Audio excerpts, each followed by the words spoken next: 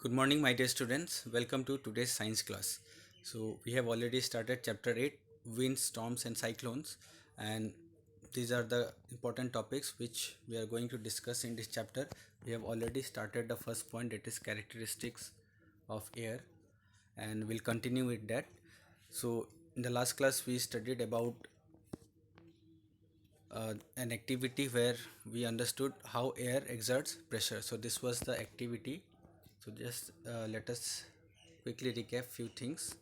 So this was the activity where we understood that air exerts pressure. So this is a can in which water is kept and it is heated from below. So what is this activity? So we have to take a tin can and put some water in it, heat the tin can by using a burner to boil the water so that steam is formed. The steam expels all the air from inside the tin, and the whole can is filled with steam. So once the water starts boiling, it is filled with steam, and once it is filled with steam, we need to tighten the mouth of the can. So a tight cork is now fitted in the mouth of tin can, and then the heating is stopped. So we will notice that after the steam is formed and when the heat is stopped, then we have to put some cold water over it, and once we put the cold water over it, we see that the shape of the tin can changes. So as we can see here, this one, after pouring cold water over it, you can see it got crumbled. That happens because the air from outside exerts pressure to the tin, to this tin can, and as a result it crumbles the way it is seen in the picture. So this activity proves that air exerts pressure. So today we are going to understand few more characteristics about the air. So now today we are going to start another characteristic, that is high speed winds are accompanied by reduced pressure. So earlier it was air exerts pressure, and today we are going to study about two other characteristics such as high speed winds are accompanied by reduced pressure, and also the other one is air expands on heating. So let us first discuss about high speed winds are accompanied by reduced pressure. So this activity is mentioned in your book. So what is this activity? You can see here a boy blowing air into a bottle in which a small crumbled paper has been put. Now this is a bottle, and near the mouth you can see here a small paper which has been crumbled is put, and this boy is blowing air into it. Then what we'll notice, that this paper, instead of going inside, it's simply moving near the mouth. And why it happens? Now crumble a small piece of paper into a ball of size smaller than the mouth of an empty bottle. Hold the empty bottle on its side and place the paper ball just inside its mouth. Now try to blow on the ball to force it into the bottle. So the boy is trying to put this small size crumbled paper to the inside part of the bottle, but it's not going. You can also try this. You can use any bottle and then put a paper crumbled near the mouth and try to blow it in inside the blow try to blow it to make it let it go inside the bottle.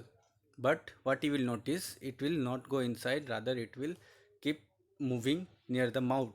And why it happens? Because as we are studying the characteristic that high speed winds are accompanied by reduced air pressure, so near the mouth, when we blow the air, it results in low pressure, and as inside the bottle, means the inside part of the bottle contains high pressure air, so that high pressure air is not letting the paper go inside it, and as a result it keeps on moving near the mouth itself.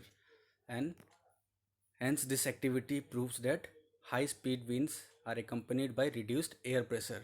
So when we blow into the mouth of the bottle, the air near the mouth has high speed.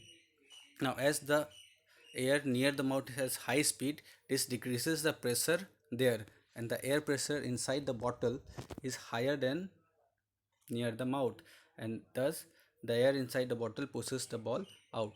So one side the paper is being pushed from the air which is inside the bottle towards the mouth, and uh, from the mouth side we are applying air, and as a result the air is not able to move, either the paper is not able to move outside or it is not going inside, so it keeps on moving near the mouth.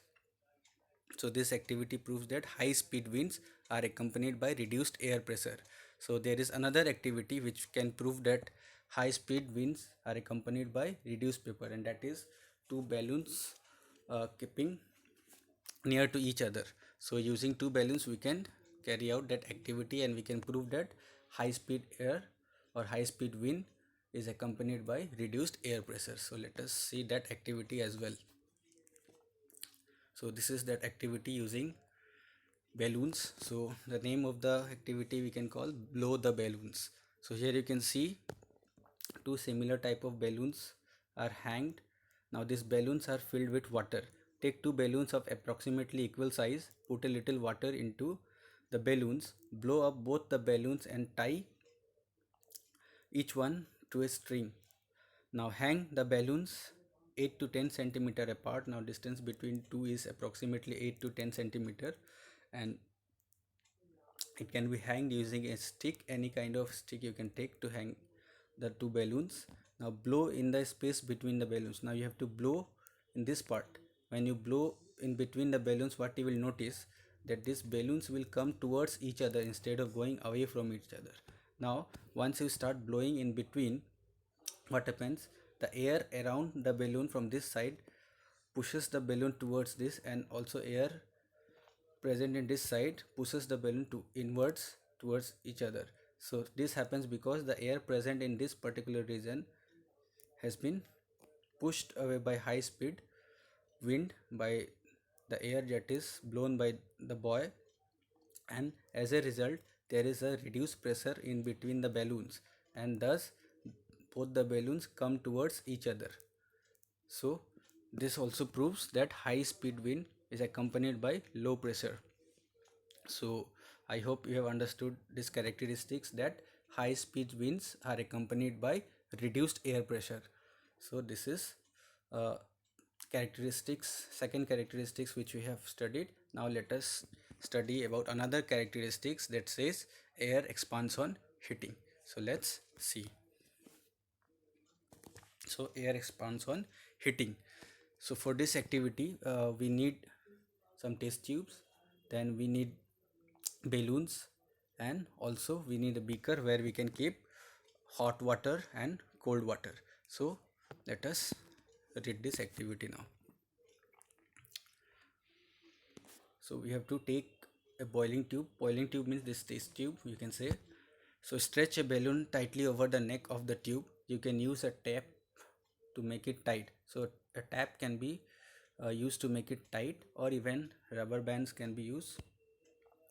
Now pour some hot water in a beaker. Insert the boiling tube with the balloon in the hot water. Observe for 2-3 minutes for any change in shape of the balloon.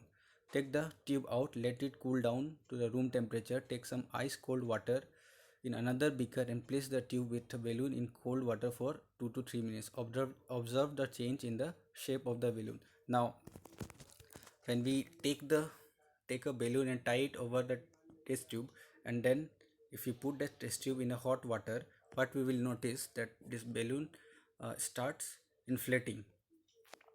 So this balloon starts inflating, and we'll see that the air, this happens because the air present in the test tube starts expanding due to the heat of the boiling water, and thus this balloon starts inflating.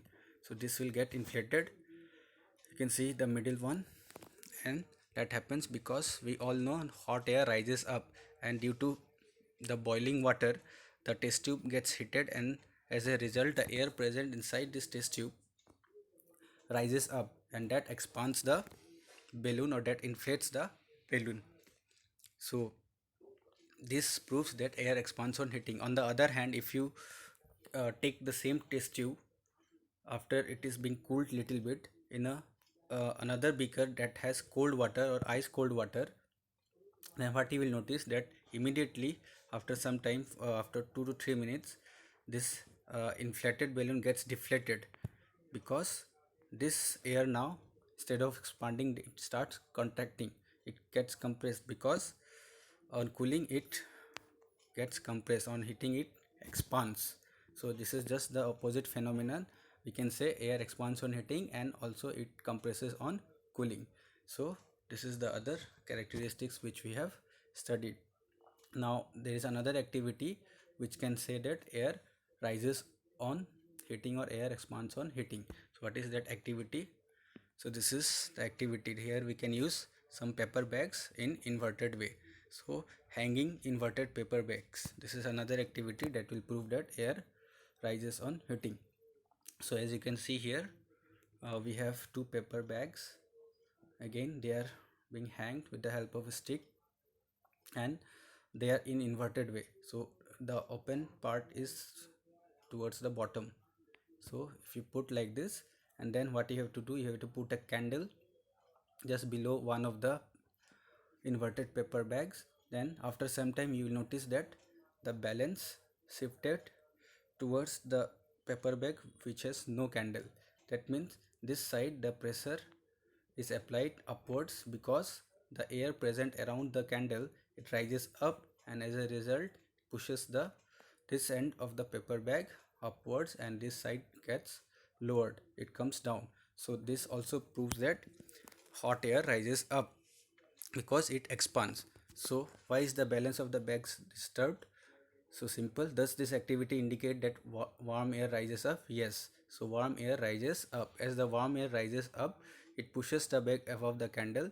Thus the disturbance of balance suggests that the warm air is lighter than the cold air. So also we conclude that the warm air is lighter than the cold air, because the density of air gets reduced when it is heated.